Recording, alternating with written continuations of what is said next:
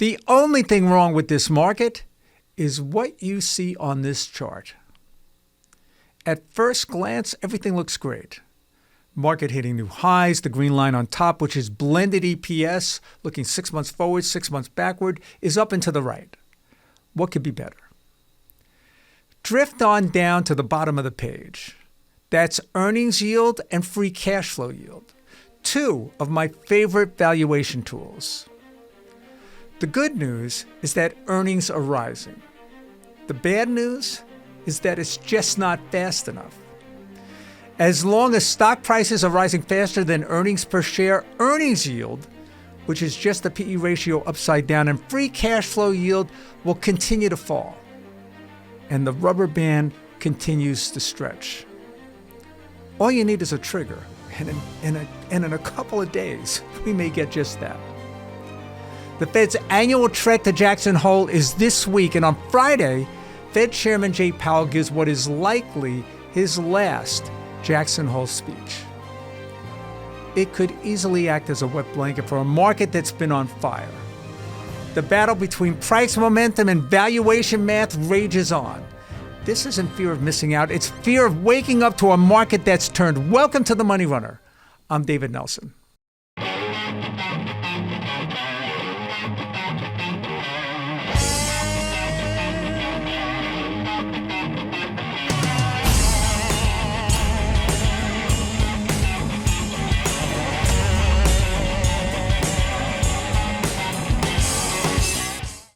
If you're jammed in nothing but high momentum growth stocks and not running a diversified portfolio, then what I said at the top of this pod should be a big concern. Now, I think most of us learned that lesson in the dot-com bust. But clearly, when you see the price action of some recent IPOs, it's safe to say there's some irrational exuberance at play. Look at a few of these. CoreWeave, very popular tech stock. Circle, bullish. There are a lot more. They all have a few things in common. Massive runs up, and in most cases, more than a 50% drawdown. Oh, yeah. And none of them are profitable. Now, earlier I mentioned Jackson Hole because the Fed is the center of liquidity, not just for stocks, but the overall economy. Think of all the things dependent on interest rates across the curve. Your mortgage, credit card rates, construction loans, working capital loans. High rates across the curve are a real drag on the economy. Even the Fed admits they're running above neutral. Now, the Fed has a dual mandate, jobs and inflation. Most of the recent data points to a weakening jobs picture, but inflation, that's been mixed. We had a benign CPI, but that was followed by a hot PPI, Producer Price Index. And the concern is that tariffs take hold, inflation could get sticky. Fed fund futures have been all over the map. A week ago, we were looking at about a 96% probability of a cut in September, with many looking for 50 basis points. A week later, investors aren't so sure. And that probability is down about 10 points. Now, with Powell giving what is likely his last Jackson Hole speech, investors are nervous. And you're seeing billions swing in and out of high momentum shares into value or growth at the right price. Cheap on its own is just that, cheap. Nothing wrong with paying up for quality and growth, but there are limits. And every now and then we get price action like we've seen in the last few days that reminds us of just that. Here are some names to consider to fill that value gap you may have in your portfolio. First up, Zoetis. If you've ever spent $200 on a dog sweater or held a birthday party for your cat, you're part of one of the biggest secular trends out there, the humanization of pets. And there's one company at the heart of it, Zoetis, ticker ZTS.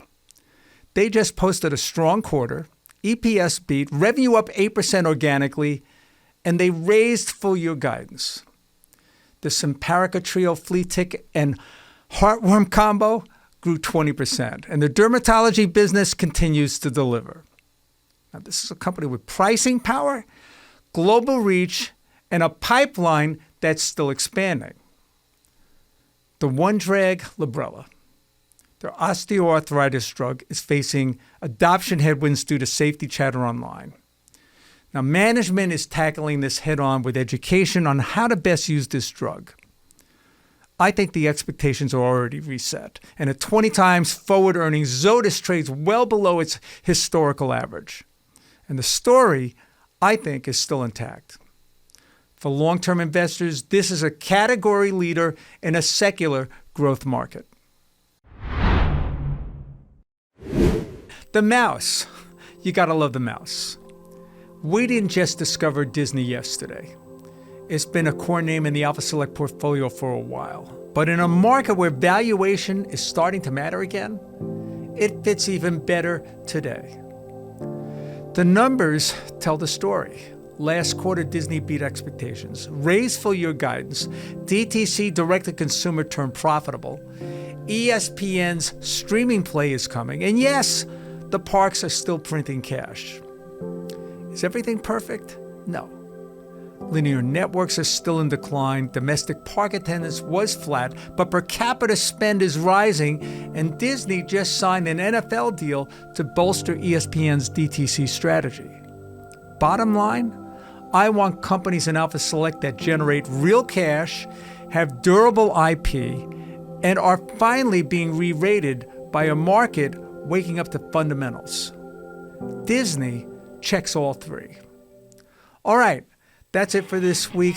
Don't forget, if you want to learn more about yours truly or the Money Runner, go to my Substack site, dcnelson123 at substack.com.